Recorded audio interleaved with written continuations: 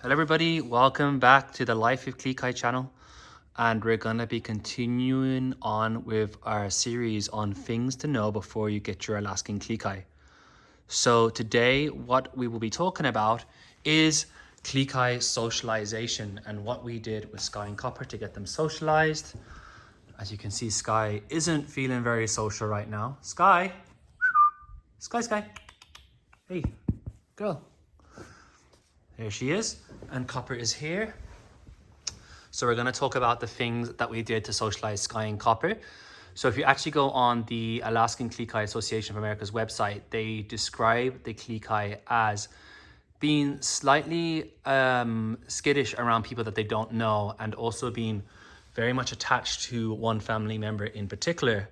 And our breeder recommended that we take Sky and Copper as many places as possible when they were puppies to get them socialized with different people and familiar with different situations. And that is pretty much what we did.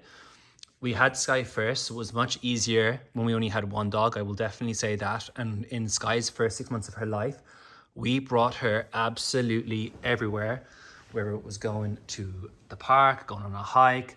We brought her into many stores. We brought her on the train. I don't think we brought her on a plane, but Sky and Copper have both been on planes, but in the hold when we moved back to London. As you can see, my social Alaskan Klee have decided to both move away from me. I would say they're pretty well socialized with people. The one caveat that I would have is that Sky and Copper definitely struggled when it came to socialization with other dogs and other pets. And that is something that I would recommend thinking about before you get a Klee.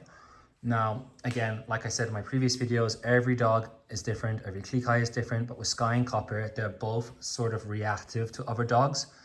This is kind of based on experience partly. Copper used to be much less reactive, but he had a couple of bad experiences with dogs at the dog park, and it's why we don't take our dogs to dog parks anymore.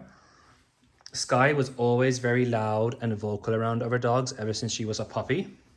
I have videos of her when she was a puppy playing with a chow chow in a little dog park that we had where we used to live.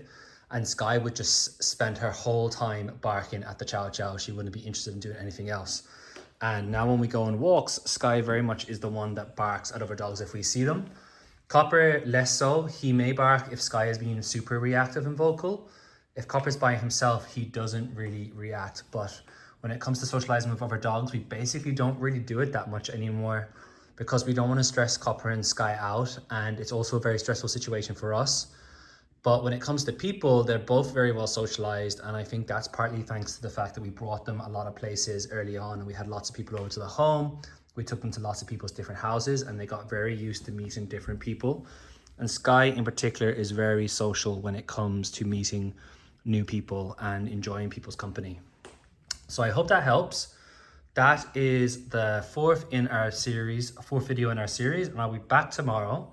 And tomorrow we'll be talking about Alaskan Klee health.